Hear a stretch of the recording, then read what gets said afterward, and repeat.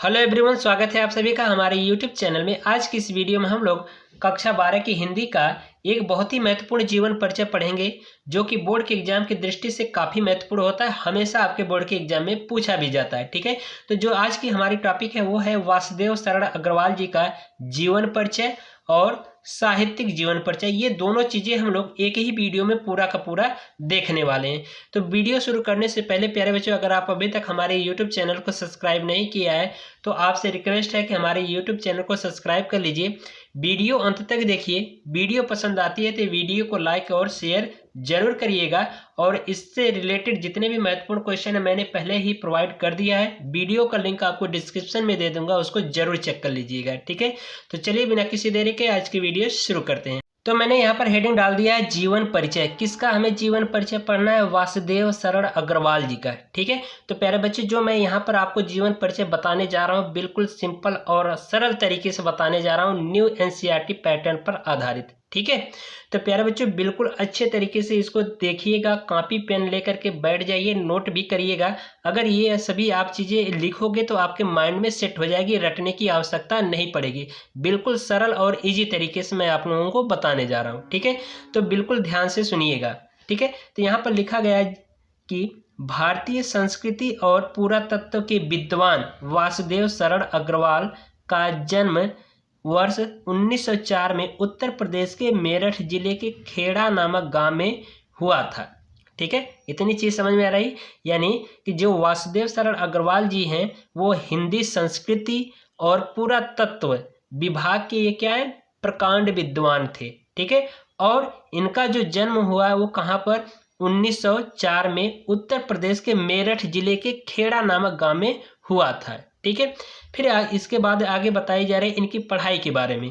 तो यहाँ पर देखिए लिखा जा रहा है कि काशी हिंदू विश्वविद्यालय से स्नातक करने के बाद, यानी कि काशी हिंदू विश्वविद्यालय से स्नातक करने के बाद इन्होंने MA, PhD तथा डीलिट आदि उपाधि इन्होंने लखनऊ विश्वविद्यालय से प्राप्त की।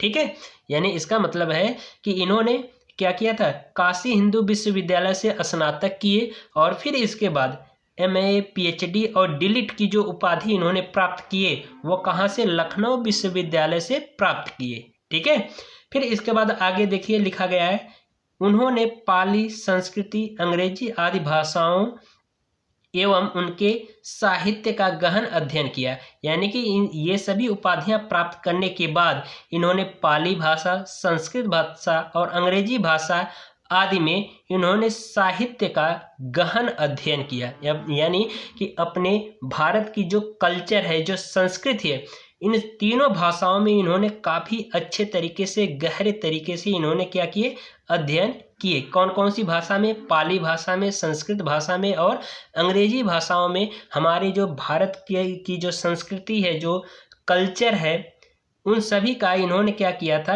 इन तीनों भाषाओं में गहन अध्ययन यानी गहरा अध्ययन किया। फिर इसके बाद आगे कहा जा रहा है कि ये काशी हिंदू विश्वविद्यालय में पुरातत्व एवं प्राचीन इतिहास के, यानी कि जो बनारस में काशी हिंदू विश्वविद्यालय है, उस हिंदू विश्वविद्यालय में इन्होंने पुरातत्व एवं प्राचीन इतिहास विभाग के क्या रहे, अध्यक्ष रहे। ठीक है, यानी कि काशी हिंदू विश्वविद्यालय में पुरातत्व एवं प्राचीन इतिहास विभाग के ये क्या रहे, अध्यक्ष रहे। वासुदेव शरण अग्रवाल जी दिल्ली के राष्ट्रीय संग्रहालय के भी अध्यक्ष रहे। और इसके बाद बताया जा रहा है कि जो वासुदेव शरण अग्रवाल जी हैं वो दिल्ली के राष्ट्रीय जो संग्रहालय है, जो लाइब्रेरी है, वहाँ के भी ये क्या रहे, अध्यक्ष रहे। फिर इसके बाद कहा जा रहा है कि हिंदी की इस महान विभूति का वर्ष 1967 में स्वर्गवास हो गया। ठीक है, तो इतना ये सभी जो रहा ये वासुदेव शरण अग्रवाल जी का जीवन परिचय।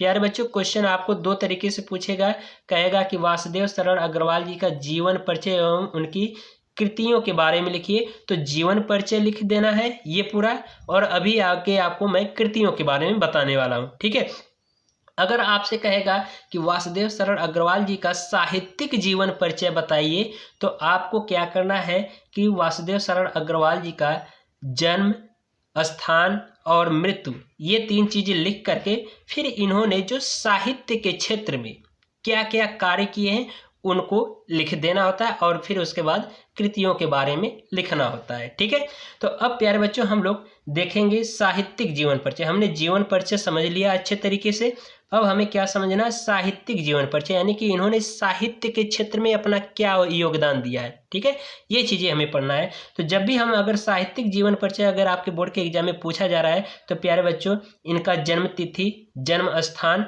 और मृत्यु, ये तीनों चीज़ें आपको लिख देनी है। अगर इनके माता पिता का नाम है तो माता पिता का नाम भी लिख देना होता है। ठीक है, तब उसके बाद जाकर के हम क्या करते हैं, साहित्य के क्षेत्र में इन्होंने क्या क्या कार्य किए वो हमें लिखना होता है। ठीक है, तो ये चीज़ समझ में आया। तो यहाँ पर प्यारे बच्चों हम डायरेक्ट हेडिंग डालें साहित्यिक जीवन परिचय। तो यहाँ पर साहित्य के क्षेत्र में इन्होंने क्या क्या योगदान दिया है ये मैंने लिख दिया है। और मैंने कहा कि जब आपको साहित्यिक जीवन परिचय लिखना होगा तो आपको तीनों चीज़ें लिखनी होगी, जन्म तिथि, जन्म स्थान और मृत्यु। तो ये तीनों चीज़ें इधर ऊपर आपको 2 लाइन लिख देनी होगी, जो कि मैं यहाँ पर नहीं लिखा क्योंकि ऊपर मैं लिख दिया हूँ, तो वो चीज़ आपको बता दे रहा हूँ। तो आपको जन्म तिथि, जन्म स्थान और मृत्यु ये तीनों लिख देना है। अगर लेखक के माता पिता या कवि के माता पिता का नाम है तो वो भी आपको मेंशन ऊपर 2-3 लाइनों में आपको लिख देना होता है। तब उसके बाद साहित्य के क्षेत्र में क्या उन्होंने योगदान दिया वो आपको लिखना होता है साहित्यिक जीवन परिचय में। ठीक है, तो यहाँ पर देखिए हम लोग केवल देखेंगे साहित्यिक जीवन परिचय में, तो यहाँ पर आपको 2-3 लाइन उनका जन्म स्थान, जन्म और मृत्यु ये आपको लिख देनी होगी। फिर इसके बाद आगे देखिए यहाँ पर लिखा गया है कि वासुदेव शरण अग्रवाल जी ने कई ग्रंथों का संपादन व पाठ का शोधन भी किया है। यानी कि जो वासुदेव शरण अग्रवाल जी हैं कई ग्रंथों की, ठीक है, तथा संपादन व पाठ शोधन भी किए हैं। यानी कई ग्रंथों का इन्होंने क्या किए हैं, संपादन और पाठों में शोधन भी, यानी कि उनमें जो भी त्रुटियां हैं उनको भी उन्होंने संशोधित किया है। फिर इसके बाद आगे बताया जा रहा है कि जायसी के जो मलिक मोहम्मद जायसी जी हैं उनकी पद्मावत रचना की संजीवनी व्याख्या किए हैं और बाणभट्ट जी के जो हर्ष चरित्र की जो रचना है उनका सांस्कृतिक अध्ययन प्रस्तुत करके इन्होंने हिंदी साहित्य को गौरवान्वित किया है। ठीक है, फिर से समझिए यहाँ पर कि वासुदेव शरण अग्रवाल जी ने कई ग्रंथों का संपादन व पाठ में शोधन भी किया है। फिर इसके बाद बताया जा रहा है कि मलिक मोहम्मद जायसी जी का जो पद्मावत रचना है उसका संजीवनी व्याख्या भी इन्होंने किया है। और फिर इसके बाद बाणभट्ट जी का जो हर्ष चरित्र जो रचना है उनका सांस्कृतिक अध्ययन प्रस्तुत करके इन्होंने हिंदी साहित्य को गौरवान्वित किया है। ठीक है, ये लिखा गया। और फिर इसके बाद पीछे देखिए, फिर इसके बाद और आगे यहाँ पर बताया जा रहा है कि इन्होंने प्राचीन महापुरुषों, यानी कि जो प्राचीन महापुरुषों हैं कौन कौन से, श्री कृष्ण, वाल्मीकि, मनु आदि का आधुनिक दृष्टिकोण से बुद्धि संगत चरित्र चित्रण प्रस्तुत किया। इतनी चीजें आपको साहित्यिक जीवन परिचय में लिखना होता है, तो ये आप इतना लिख दोगे। अब लास्ट में आती है इनकी कृतियाँ।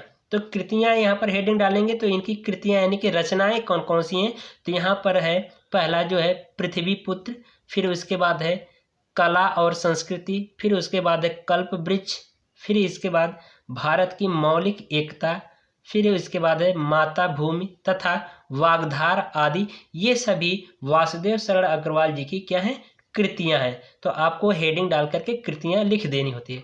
अगर प्यारे बच्चों आपसे भाषा शैली भी अगर पूछी जाए तो आप हेडिंग डाल करके भाषा शैली भी लिख सकते हैं। तो जो वासुदेव शरण अग्रवाल जी हैं, जो इन्होंने जो कृतियां यानी जो रचनाएं लिखे हैं, इन सभी रचनाओं में अपनी भाषा कौन सी उपयोग की है, सीधी और शुद्ध खड़ी बोली का उपयोग किए हैं। तो वासुदेव शरण अग्रवाल जी की रचनाओं में कौन सी भाषा यानी कौन सी भाषा शैली है, शुद्ध और परिष्कृत खड़ी बोली का उपयोग किया गया है। ठीक है, तो ये रहा वासुदेव शरण अग्रवाल जी का साहित्यिक जीवन परिचय। तो प्यारे बच्चों आशा करते हैं कि आप सभी को हर एक चीज़ समझ में आया होगा। अगर वीडियो आपको पसंद आई हो तो वीडियो को लाइक कर दीजिएगा और साथ ही साथ चैनल को सब्सक्राइब करना न भूलिएगा। मिलते हैं इसी तरह से एक और नए मज़ेदार वीडियो के साथ, तब तक के लिए गुड बाय, थैंक यू, जय हिंद, बेस्ट ऑफ लक।